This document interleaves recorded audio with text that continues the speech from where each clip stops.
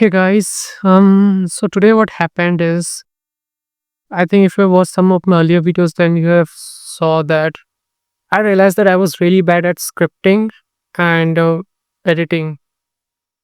I mean, also scripting the hook part. There's no point of making a video or a reel or anything if people are not hooked in the first few seconds or minutes. In my case, it is seconds because I'm trying to grow an Instagram page. So I watched this video. I'm forgetting the name of the creator, but I watched the video in which he explained how to create a hook.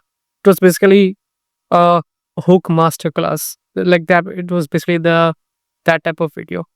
Learned something, applied it, and I think by tomorrow, I think I will upload a reel and I will see how it works, whether I really learned something or not.